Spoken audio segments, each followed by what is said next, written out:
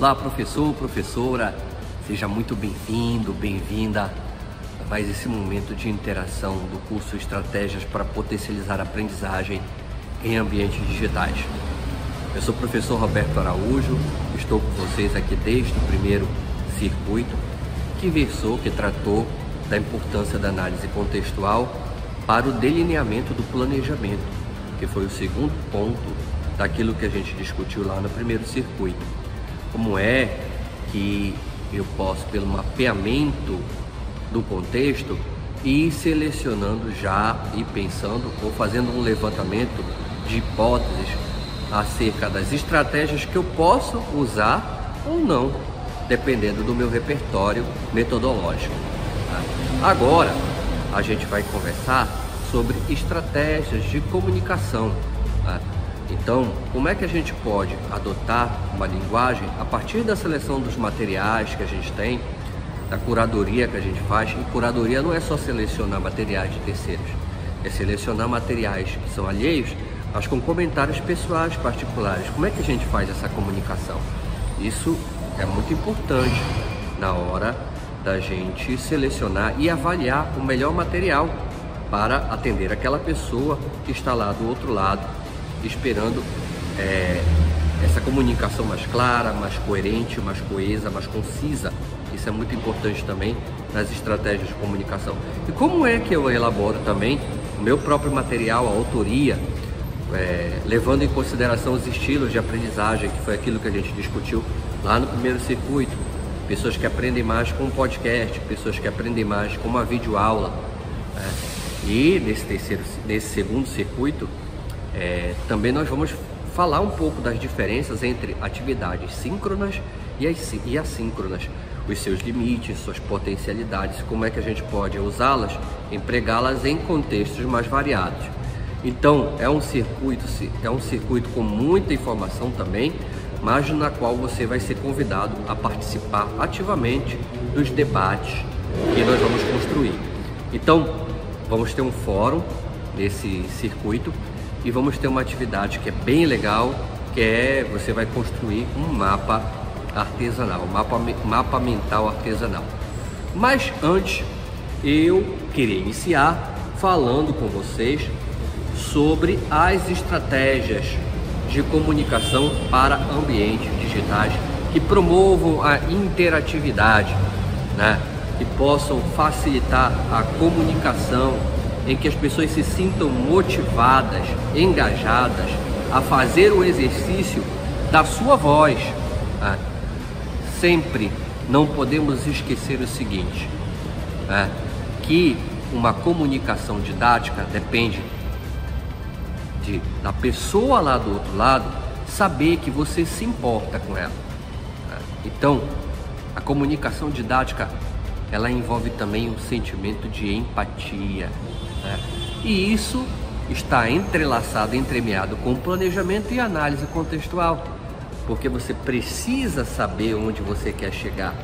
É aquela velha anedota do elevador. O sujeito entra no elevador e aí o ascensorista, que é uma função que já quase não existe mais, pergunta para ele qual é o andar que você quer ir. E ele diz: tanto faz, eu já entrei no prédio errado mesmo. Então é a mesma sensação que às vezes nós temos de não saber para onde ir. Nós precisamos saber aonde nós queremos chegar, e isso perpassa por essa análise contextual, para que eu possa fazer um desenho de planejamento que seja interessante e para que eu possa fazer uma comunicação didática, gerando proximidade e interatividade, fazendo o uso dessa ideia, desse bloco de ideia que a gente tem. O professor, ele é um artífice, ele vai desenhando, ele vai dilapidando as ideias até que elas tenham um formato mais ideal, de acordo com aquilo que ele gostaria de trabalhar. Então nós somos também grandes artesãos de ideias. E é sobre isso que eu quero conversar com vocês nesse terceiro circuito. E vamos começar logo com um vídeo falando aí das estratégias para a gente potencializar a aprendizagem, as estratégias comunicativas para gerar interatividade e diluir a tela e maior proximidade. Vem comigo!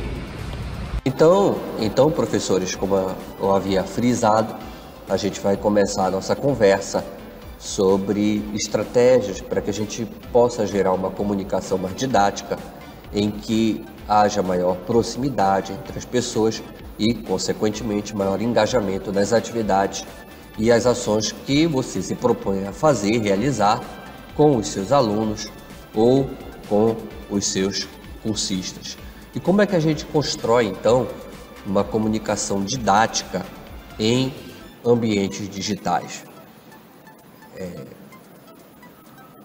Vamos pensar aqui nas estratégias de comunicação para esses ambientes interativos, ou seja, que gere interatividade, em que as pessoas possam estar em permanente diálogo, em que as pessoas possam interagir e construir conhecimento de forma conjunta e colaborativa, em que a colaboratividade e não a competitividade seja cada vez mais estimulada entre nós, em que a gente se permita olhar para as necessidades do outro e construir com ele, e assim sendo, nós também estimularmos não apenas habilidades cognitivas, mas também habilidades emocionais no que diz respeito ao relacionamento interpessoal e a esse espírito de colaboratividade, de colaboração entre as pessoas. Para que isso seja possível, alguns passos a gente precisa traçar ou pensar para que a gente possa realizar uma comunicação didática. Geralmente,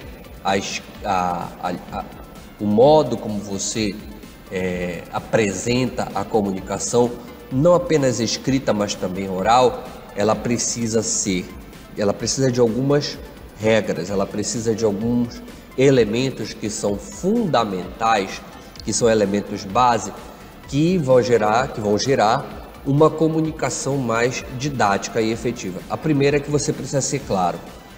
A primeira é que você tenha uma clareza naquilo que você está apresentando para a pessoa que está do outro lado. Para isso, você precisa dominar bem aquele conhecimento. Então, é necessário uma habilidade de comunicar oralmente e por escrito, sim, mas antes também você precisa ter esse conhecimento, essa ideia muito clara dentro da sua cabeça. E aí depois você realiza esse movimento interno de como você vai comunicar essa ideia de um jeito acessível para a outra pessoa. Então, quando a gente parte lá do princípio e que a gente olha para o nosso público e que a gente precisa traçar ou transpor uma ideia de uma maneira mais acessível para ele, como é que a gente vai escolher bem as palavras para que a gente não sobrecarregue cognitivamente a outra pessoa? Como é que a gente vai escolher bem essas palavras para comunicar bem essa ideia? Então, a clareza é um ponto. Um outro ponto é eliminar aquilo que é desnecessário, às vezes explicações que são redundantes demais, às vezes palavras que estão ali sobrando dentro do texto. Como é que eu faço essa revisão periódica? Então, se eu, por exemplo, vou fazer uma comunicação oral e eu vou gravar uma aula, como é que eu posso escrever um roteiro para que eu não divague muito, para que eu não fique levantando questões que não estão de acordo com o meu objetivo central, aquilo que eu pretendo discutir. Uma outra coisa também é ser coerente com aquilo que você está se predispondo a falar, não entrar em contradição, não extrapolar o seu discurso, ou seja, a trazer informações que não estejam alinhadas com aquilo que você gostaria de repassar, ou então reduzir demais essas informações. Ser um revisor do seu material, é muito importante que você tenha esse cuidado com o outro lado, então ter uma atenção quanto à norma padrão da língua, tá? Para que isso não gere ruídos na comunicação, ser uma pessoa intertextual, buscar relações, buscar outras áreas de conhecimento e fazer isso de uma forma muito organizada. Não basta apenas citar um filme ou ou trazer uma charge ou trazer uma imagem, mas é importante que esse texto mais externo ele possa dialogar, ele possa estar em harmonia com aquilo que você está querendo comunicar. Então não é só, por isso que eu coloquei aqui do lado esquerdo essa imagem de pessoas que estão se comunicando, que estão num processo coletivo de comunicação.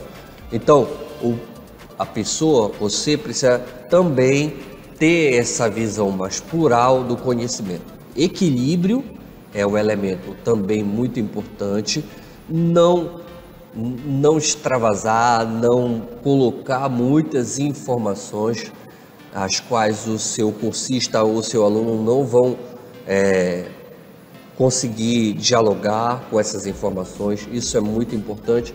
E ser um avaliador, na hora de você selecionar materiais para o seu trabalho, selecionar, ver se esses materiais eles são confiáveis, se eles obedecem a fontes que são primárias, a livros, e principalmente como é que você vai pegar um livro que às vezes é excessivamente acadêmico e transpor essas ideias de uma maneira mais acessível, que foi como eu mencionei anteriormente. Então, esses elementos eles são importantes na hora da gente construir uma comunicação didática, uma comunicação que gere interatividade. Uma forma de você estabelecer e pensar sobre a construção da comunicação didática é a elaboração de mapas mentais. Porque os mapas mentais, eles permitem a você uma hierarquização de conteúdos, uma lista de tópicos que vão permitir a você fazer uma autoavaliação daquilo que você sabe a respeito daquilo que você gostaria de discutir com o seu aluno ou seu cursista, e pontos que são que têm mais fragilidade e as quais você precisa trabalhar. Então essa é uma técnica interessante para que você possa fazer uma autoavaliação e também já ir selecionando aquilo que você gostaria de trabalhar com um determinado tema. Aqui eu apresento para vocês um mapa que foi construído por uma cursista num dos cursos que eu ministrei, que envolvia as atividades de leitura. Então percebam aqui que a professora colocou a palavra ler, e aí ela procurou colocar no mapa mental dela tudo aquilo que ela remetia, tudo aquilo que era importante, que estava conectado para ela com a palavra leitura, com a palavra ler ou modos de leitura, né? Então, a mesma coisa você pode fazer na hora de construir o seu curso ou uma comunicação didática. Afinal de contas, o que eu sei sobre determinado tópico? O que eu não sei? Como é que eu posso comunicar isso da melhor forma? Que tipo de material eu vou empregar para comunicar essa ideia envolvendo este tópico?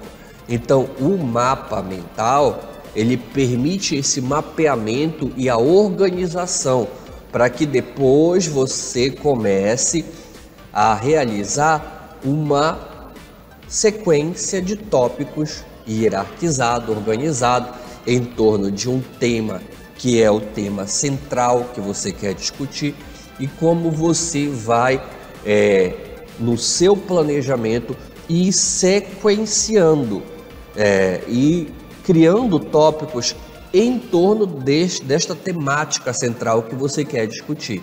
Então, isso também é muito importante, né?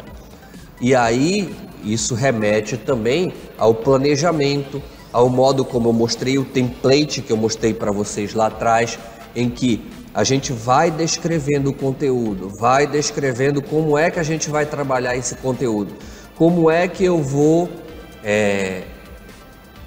avaliar esses conteúdos, quais são os instrumentos avaliativos que vão me permitir trabalhar. Então tudo isso a gente precisa considerar. Para isso também tem que voltar lá anteriormente na análise de contexto. Então eu vou descrever um processo. No caso aqui do curso Estratégias para Potencializar a Aprendizagem em Ambientes Digitais, não quero chegar logo mostrando as ferramentas digitais, mas é importante entender o que vem antes. Então eu preciso, nesse processo, mostrar para vocês como é que as coisas vão se desenvolver até você chegar lá ao final e trabalhar com as ferramentas digitais. Mas para você gerar essa proximidade, você precisa analisar o contexto, precisa entender qual é o seu público mais uma vez, para que você crie um canal de comunicação com ele, em que ele se sinta de fato contemplado por você, em que você possa valorizar aquilo que aquela pessoa tem a dizer, tá? Então isso também vai permitir a você selecionar os materiais, porque você pode fazer uma curadoria de materiais. Existem muitos materiais que são interessantes. Alguns trabalham mais o aspecto conceitual, outros o procedimental, os conteúdos. Mas se você tiver desenhado muito bem esse perfil do seu público, você vai saber selecionar qual é o melhor para cada perfil, para cada pessoa. E aí, já que a gente não consegue, claro, um modelo ideal dessa seleção, a gente vai diversificando os nossos materiais, mesclando os materiais, para que aquela pessoa que gosta de ouvir um podcast, que gosta de aprender ouvindo, ela se sinta contemplada. Para que aquela pessoa que gosta de aprender colaborativamente, em conjunto com outras pessoas, que ela se sinta também contemplada. Para que aquela pessoa que gosta de aprender as coisas mais conceitualmente, ela também se sinta contemplada no processo. Mas para isso é necessário gerar essa sequência de tópicos para que você possa ir montando uma estrutura, organizando essa ideia. É como se fosse um processo de incubação mesmo da ideia, que ela fosse se gestando dentro de você. E aí você vai conseguindo visualizar. E aí essa estrutura de tópicos, ela é importante, porque aí você vai no processo desenhando o seu curso, desenhando, né, as suas ações. Como é que eu vou trabalhar isso? E aí ao final, já do terceiro circuito, a gente vai falar mais das ferramentas mais alinhadas a habilidades muito específicas, como por exemplo o mapa mental. Ele trabalha muito a sua habilidade de síntese, de sintetizar as ideias, mas ao mesmo tempo de relacionar essas ideias entre si. Então, as ferramentas também operam com habilidades, ou um conjunto de habilidades muito específicas. Então, só para a gente finalizar, o mais importante da comunicação didática é você se colocar no lugar do outro, estabelecer um diálogo didático, em que você começa com você deve estar pensando, por exemplo, então usar termos, usar palavras em que parece que você está dialogando, batendo um papo com aquela pessoa, mostrando de uma maneira acessível, com um equilíbrio de informações, em que não adotar aquele tom muito professoral, né? Mas que a aprendizagem ela seja uma via de dupla. A pessoa está ali, mas ela também tem o que dizer, ela também pode gerar um aprendizado contigo. Isso é muito importante, esse caminho em que eu ofereço o que eu tenho, mas que eu também valorize o que o outro tem a dizer. Essa é a chave da comunicação didática, o colocar-se no lugar do outro, e para isso é importante você retomar etapas anteriores. Bem, nós então vamos ficar por aqui. Esse foi um vídeo mais curtinho e quero agradecer a atenção de vocês. Até mais.